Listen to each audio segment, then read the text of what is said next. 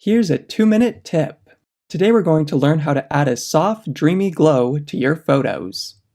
The first thing we need to do is duplicate our photo layer, which we can do by pressing Command or Control J. Then we'll change its blend mode from normal to screen.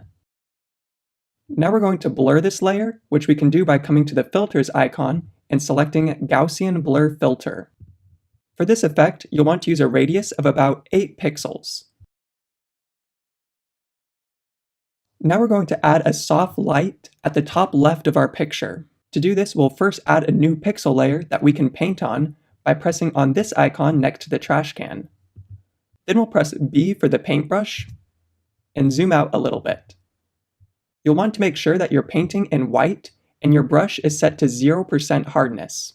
Then we'll use the right bracket key underneath the equal sign to make our brush nice and big. Now we're just going to click one time to lay down our light source. If we come over to our layers, we can see that the light source might be a little too strong. If that's the case, then you can always lower this layer's opacity. Finally, we're going to enhance the colors in this picture. Let's come down to our adjustments and apply a vibrance adjustment layer. Then bring it up as high as you want.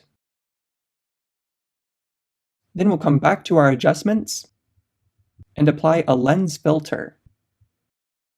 We want to add a little bit of orange into our photo, but 50% might be a little too strong, so I like to lower it to 30.